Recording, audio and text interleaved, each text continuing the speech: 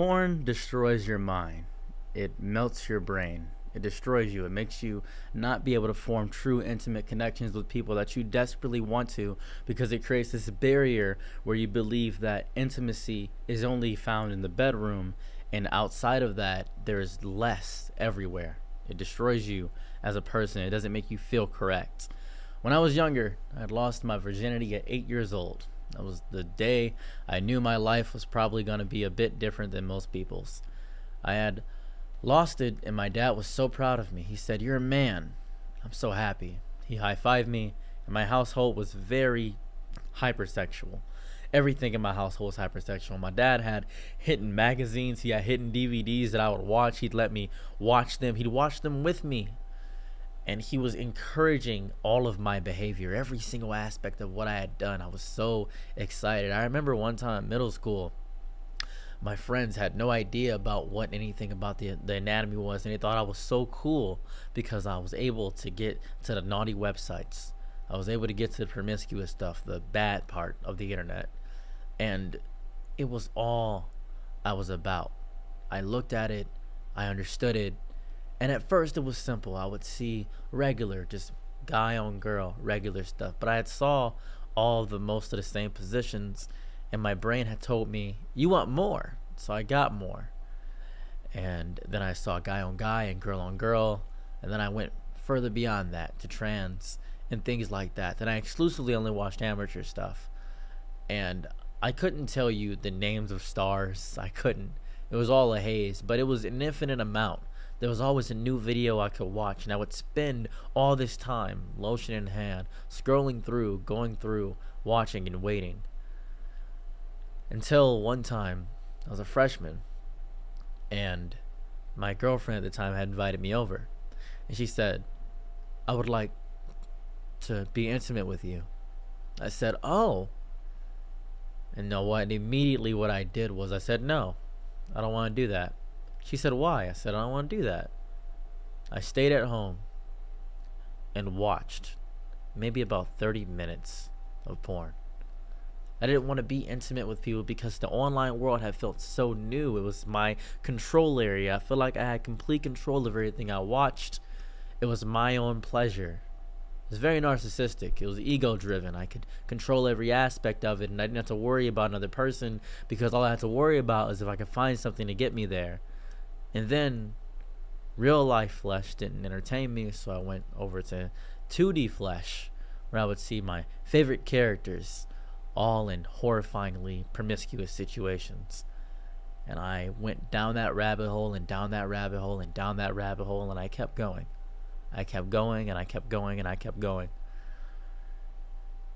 And then I reached a 0 point, the event horizon of porn, where I had to find the most depraved, worst things just to get me close. I was just looking at horrifyingly wicked and wacky stuff.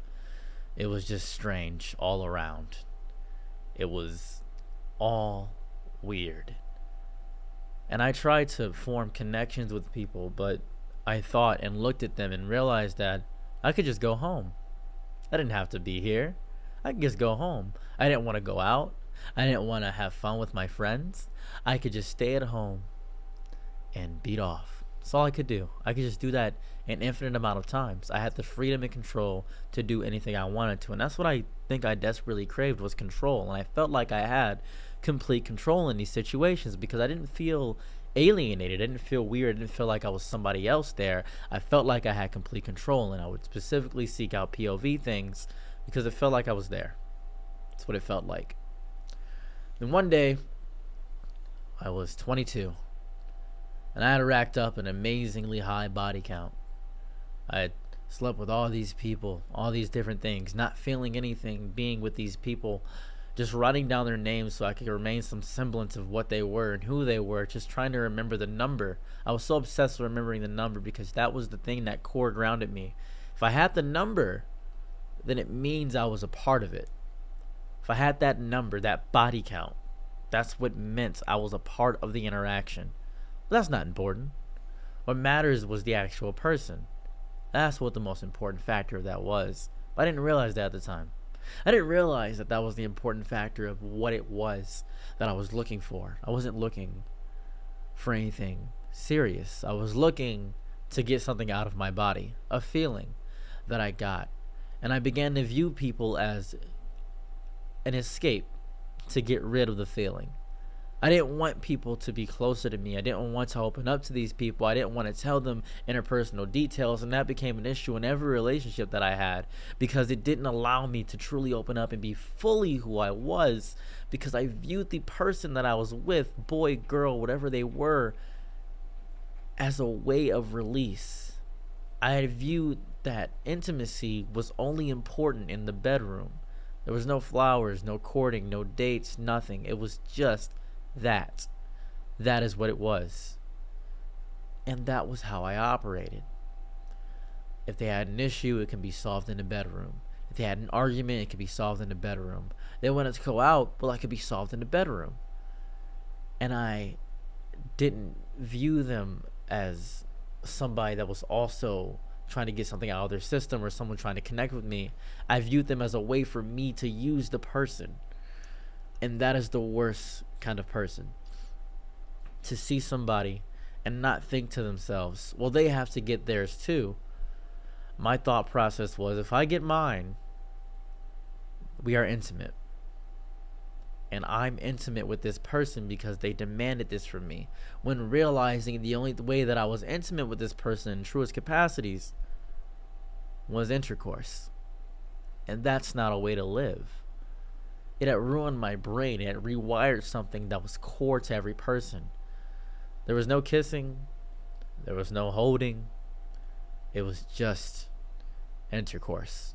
Because in porn I watched, there was no intimacy. There was no date prior. There was nothing of that variety.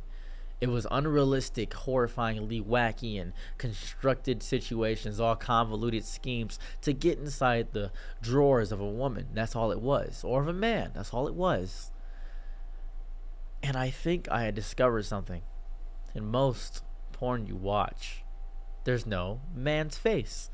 Mostly it's just looking at the woman. You barely know the guy. Most people know the names of all the women porn stars, but not the guys. You could take yourself out of the situation, or out of the reality you were in, and put yourself inside the porn you were in. And that's a horrifying reality, because that's what I did. I put myself in the shoes of the person because they were anonymous. Nobody knew the person. It was just a faceless penis. That's all it was. And I could be that. And that's what I was. I was inserting myself, taking a piece of my soul and losing it each time I would watch something like that. And it ruined and melted my brain. It destroyed me. It really did. And that made it a very, very, very difficult issue to actually form connections with people that you want to. Because you want to be present for this. You want to be aware of this, because this is real. This online, this nonsense, this minutia, this haze of trying to find something on page 47 of the hub or page 57 of X videos, or doing all this nonsense, that's not reality. That's not real. Some people say it's healthy to get it out of your system. Yes, it is healthy to get it out of your system. But it shouldn't control your actions. It shouldn't control how you operate. It shouldn't control how you speak to people. And generally speaking, it ruined a large piece of my life. I had slept with so many people that I had lost count of what I was doing anymore, because I was using it as an escape the same way I use porn. I viewed people as if they were porn. I only valued people with high body counts such as mine. I would only hang around people that were that. I became friends with people just for the simple fact of the matter that I could talk about these things with them, and they also could exchange tales, like old war buddies, bonding through trauma. You shouldn't bond through trauma. That's not healthy. That's not realistic. Bonding through trauma creates a covet in yourself where you're seeking misery, and misery loves company. And my company was all miserable, because all it was were people that were making their entire identities and personality sex. That's it. That's all they did. They didn't do anything else. There was nothing else in their system, in their core, in their being. It was just sex. And that's not a way to live. It's not the way to be a person. I've grown past that now. But I know a lot of people haven't. Some people will spend copious amounts of money on OnlyFans content. Some people will seek a personal connection through the fact that somebody's entire personality is sex. And I'm here to tell you that that's not real. This is real. Your family is real. The people around you, your friends are real. Your friends are more than just somebody to vent to or to do that random thing with. They're interpersonal relationships and connections that make you feel more of a person. They're there for your memories. You make friends to make memories. You make money to make memories. You make a family to make memories. That's the important part of being alive. That's the purpose of this. At the end of it all, hell is not a fire pit. It's a museum of regrets. And you're going to regret all your life if you continue to make your entire life sexuality. If you continue to make your entire identity being a sexual being. Sure, sex is fun. Sex is nice. It's intimacy with the one you love. It's great. Or ones you love. But it is not everything, and it shouldn't control every action you take. Take it from me. Bye.